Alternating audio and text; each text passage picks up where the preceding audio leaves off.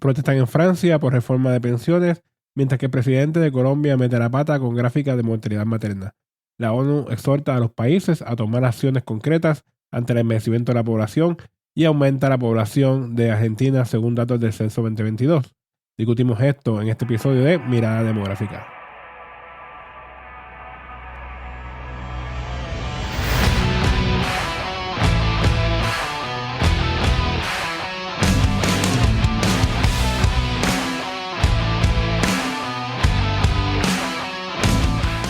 Bienvenidos a Mirada Demográfica, soy el demógrafo Raúl Figueroa Rodríguez y todos los martes discuto noticias relacionadas a temas demográficos a través del mundo.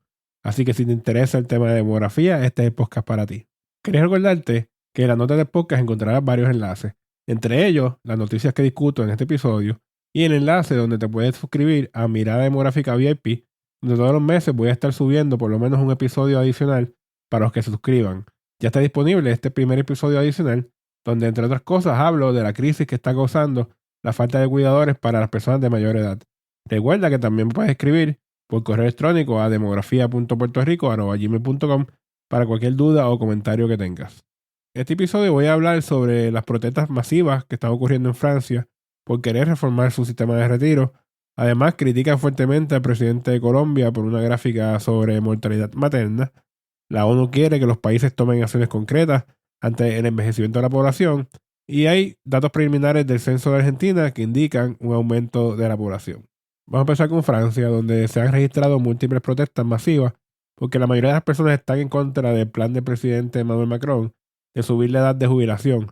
Estas protestas han logrado hasta cierto punto paralizar varios sectores de la sociedad francesa, como son los ferroviarios, el petrolero y el educativo.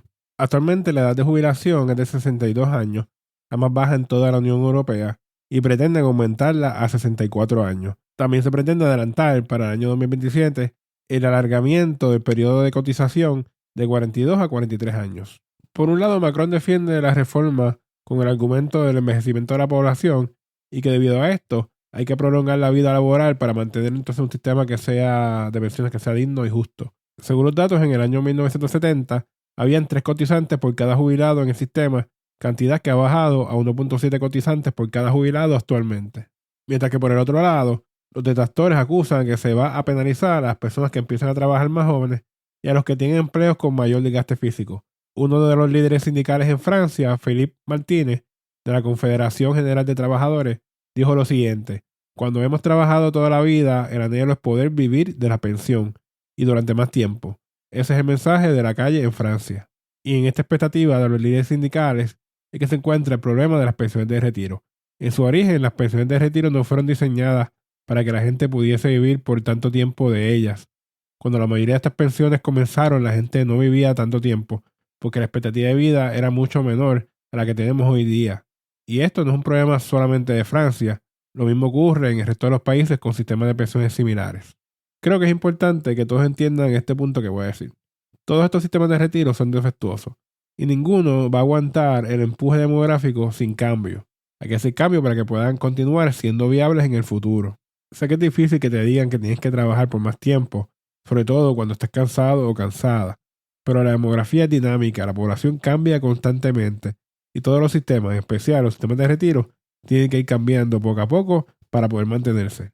Estos sistemas se hicieron cuando la expectativa de vida en muchos países era menor de 60 años, o sea, que no muchos iban a cobrar esta pensión, mientras que la población era mucho más joven, por lo que no había problemas con la cantidad de gente que estaba cotizando y el dinero que entraba al sistema, pero todo eso cambió y ahora las personas viven por mucho más tiempo, hay menos trabajadores y hay menos gente cotizando, así que cada vez entra menos dinero al sistema.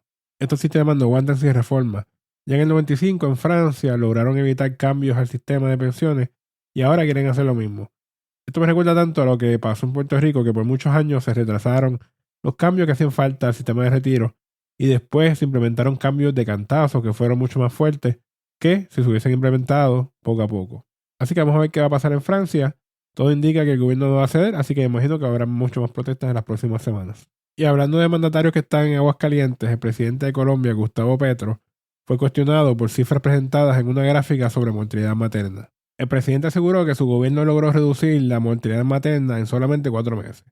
Sin embargo, Petro cometió el error de presentar como evidencia una gráfica titulada Razón de mortalidad materna, pero que realmente lo que presentaba era el total absoluto de la muerte materna y no la tasa. Por esta razón, fue fuertemente criticado por salubristas, además de que no tomó en consideración aspectos como la pandemia de COVID-19 al comparar los datos a través del tiempo.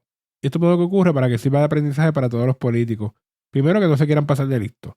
Siempre gente con conocimiento, en este caso expertos en salud pública, que van a identificar este tipo de error. Segundo, que no se pueden comparar tendencias con números absolutos para indicadores como estos, donde la población o el número de nacimientos son bien importantes. Y tercero, es bien poco probable que iniciativas gubernamentales tengan efecto tan rápido. Muchas de las iniciativas toman tiempo para que realmente tengan un efecto positivo o negativo en lo que se está buscando. Lo más irónico del caso es que cuando se calcula la tasa es un poco más baja inclusive que los años previos a la pandemia, que aunque la diferencia sea mínima y no se puede asumir que fue por la iniciativa del gobierno, por lo menos no hubiese sido tan fuertemente criticado por la prensa y por los salubristas. Así que tomen esto de ejemplo. Antes de presentar cualquier dato a la prensa, asegúrense de que estén bien y que consulten con los expertos, en este caso los salubristas. Por otro lado, como hemos dicho previamente en este podcast, el envejecimiento de la población es un fenómeno global y la Organización de las Naciones Unidas proyecta que el número de personas mayores de 65 años se habrá más que duplicado a mediados del siglo. Se estimó que para el año 2021 en el mundo había 761 millones de personas con 65 años o más y se espera que aumente a 1.600 millones en el 2050. Debido a esto, la ONU establece que los derechos y los bienestar de las personas mayores deben ser prioridad en los esfuerzos para lograr un futuro sostenible, por lo que los gobiernos deben adoptar medidas concretas para que esto ocurra, sobre todo en aspectos como son las pensiones y la atención sanitaria. La ONU expone en su Informe Social Mundial 2023 que el envejecimiento de la población es una tendencia mundial definitoria de nuestros tiempos, pero esto puede ser beneficioso siempre y cuando los países promuevan la igualdad de oportunidades desde el nacimiento y aseguren a todas las personas la oportunidad de envejecer con buena salud. El informe destaca la desigualdad, sobre todo en países desarrollados versus los que están en vías de desarrollo, donde todavía persiste mucha pobreza y dolencia entre las personas de mayor edad, y no todos se benefician por igual de las mejoras en salud y educación que hasta cierto punto impulsan el envejecimiento de la población. Otro aspecto que el informe destaca es el aumento de la necesidad de cuidados de larga duración, que es un punto débil en la mayoría de los países y que se hizo más visible con la pandemia de COVID-19, mientras que el gasto público en la mayoría de los países no ha logrado cubrir la alta demanda de cuidadores. Esto es uno de los asuntos que discuto con mayor detalle en el episodio adicional del podcast para los suscriptores de Mirada Demográfica VIP. El informe recomienda que los países se replanteen lo que son sus políticas y prácticas asociadas a los medios de vida y el trabajo. Se plantea que los gobiernos introduzcan oportunidades de aprendizaje permanente y que se aprovechen las plantillas de trabajo que son de diferentes generaciones.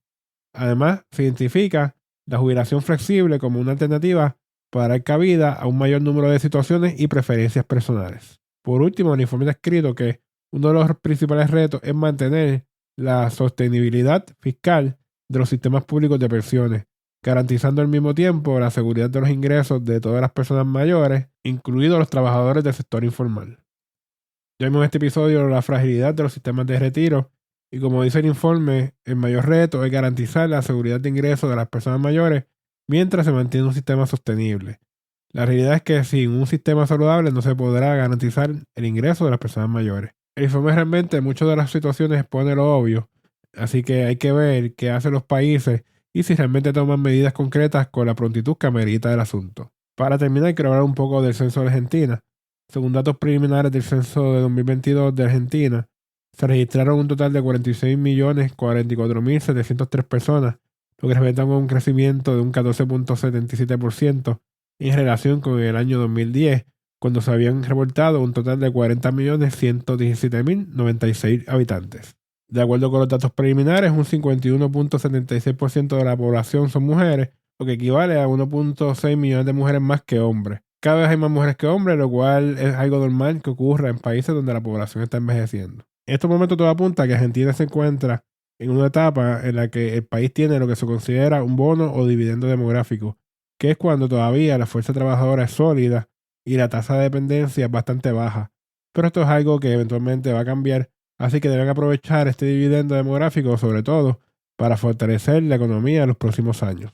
Este censo se destacó, entre otras cosas, porque se retrasó varios años, principalmente por la pandemia de COVID-19 y por los cambios en la forma de recoger la información que permitió que más de la mitad de la población llenara el censo por su cuenta a través de dispositivos electrónicos. Muy interesante esta noticia sobre los datos preliminares de Argentina, así que estaremos pendientes para más noticias para cuando salga entonces más información de este censo. Así que esto es todo por este episodio. Recuerden compartir este podcast y suscribirse en su plataforma favorita para que se mantengan al tanto de futuros episodios. También recuerden que ya está disponible Mirada Demográfica VIP para contenido adicional todos los meses y que sirve como una forma de apoyar este podcast. Muchas gracias por escuchar Mirada Demográfica. Hasta la próxima semana.